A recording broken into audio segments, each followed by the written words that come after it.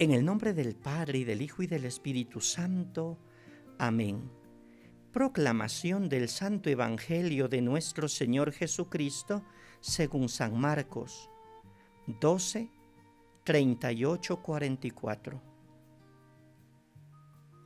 En aquel tiempo enseñaba Jesús a la multitud y le decía: cuidado con los escribas. Les encanta pasearse con amplios ropajes y recibir reverencias en las calles.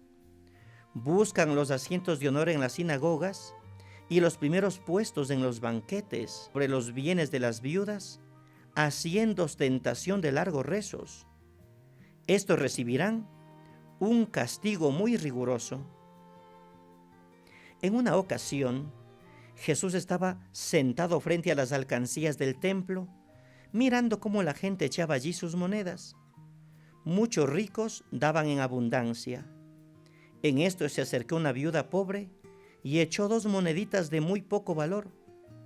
Llamando entonces a sus discípulos, Jesús les dijo: yo les aseguro que esa pobre viuda ha echado en la alcancía más que todos, porque los demás han echado de lo que les sobraba, pero éste en su pobreza ha echado todo lo que tenía para vivir. Palabra del Señor. Gloria a ti, Señor Jesús. Saludos fraternos para todos en este sábado de la 9ª semana del tiempo ordinario. Continuamos con nuestra revisión y nuestra reflexión del Evangelio del día en nuestro espacio Palabra, Espíritu y Vida. Hoy vamos a hablar de la prioridad evangélica. Diríamos que el Evangelio de hoy es a modo de una conclusión, pues se nos presenta comportamientos esenciales y se nos invita a hacer un balance del camino recorrido. Después de los conflictos que tiene Jesús, después de la pregunta que hace Jesús sobre quién es el Mesías, terminamos ya esta lectura continua del Evangelio de San Marcos. Y después, al llegar a esta 9ª semana, se hace una configuración entre conversión y fe. La formación de los discípulos termina con el discurso escatológico, cuya última instrucción es el llamado a vivir en permanente vigilia, discerniendo los signos del resultado en la historia. Permanezcan en vigilancia. Jesús pronuncia una lección explícita sobre el discipulado, haciendo pasar al frente 3 personajes para que se vea quién es el que se parece más al discípulo del reino, a la persona que está en sintonía con el Hijo. ¿Cuáles son esos 3 personajes que Jesús pone para el análisis? Primero, los escribas o maestros de la ley. Luego, los ricos generosos. Y por último, una viuda pobre. Los 3 personajes tienen en común que consagran su causa y su vida a Dios. Los escribas lo hacen con la enseñanza de la ley.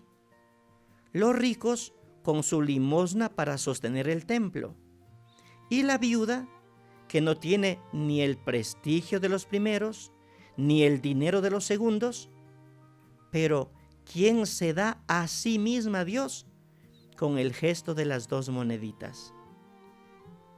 Hagamos por tanto estas reflexiones. Primero, los escribas. El imperativo que da Jesús, guárdense, con que comienzan las palabras, en principio se refieren al mirar atentamente una situación para reflexionar sobre ella. Invita a ejercitar el discernimiento para distinguir el tipo de comportamiento que no corresponde a los valores del reino. Y también a trabajar internamente para evitarlo cuando es necesario purificarlo. La observación se centra en los comportamientos de los fariseos. Primero, la exhibición de su ropaje, túnicas de mucho vuelo que eran tenidas como signo de nobleza. Segundo, recibir la honra debida a los maestros en los espacios públicos de mayor concurrencia, de manera que llama la atención del público para incrementar las reverencias. Tercero, ocupan el puesto de honor, generalmente con la cara frente al auditorio en las ceremonias religiosas, en las sinagogas y en los banquetes. Cuarto, se apropian del dinero de las mujeres adineradas en su viudez y piden asistencia religiosa. Todos estos comportamientos tienen que ver en principio con los derechos que le corresponde a un maestro de la ley. Pero Jesús analiza el uso que hacen de esos privilegios y de esta manera saca a luz las motivaciones internas de aquellos externamente al servicio de Dios, pero que explotan su posición para su propio provecho. El último comportamiento parece ser el más grave. En los tiempos bíblicos, las viudas dependían de los escribas para que les redactaran documentos defendiendo sus derechos ante los hermanos o los acreedores del difunto esposo, incluso ante los hijos que querían ya la herencia. Pero estos expertos en la ley se quedaban al final con la mejor parte de la propiedad, con el supuesto que defendían a la viuda. La ira de Jesús ante esta situación se hace sentir. Estos tendrán una sentencia muy rigurosa. Segundo, los ricos generosos. Estamos en el pasaje bíblico ante el atrio de las mujeres. Dentro del templo de Jerusalén, allí está el arca del templo, la cual debía tener 13 recipientes de bronce con bocas en formas de trompeta destinadas para recibir el dinero con diferentes propósitos. Jesús miraba cómo echaba la gente las monedas allí. Al mirar en esta ocasión indica contemplar cuidadosamente, ver cómo se hacen los donativos. Lo primero que nota es que muchos ricos echaban mucho. Llama la atención el de muchos que echan mucho. El problema no está en los donativos, ni en su cantidad, ni en su procedencia, sino en el hecho de que estos son notables, que Jesús tiene que llamar la atención a los discípulos para que se fijen en el donativo menos estruendoso de la viuda pobre. Porque muchas veces no nos detenemos a reparar en el valor de lo pequeño. Es más, los que dan mucho a veces también hacen mucho ruido.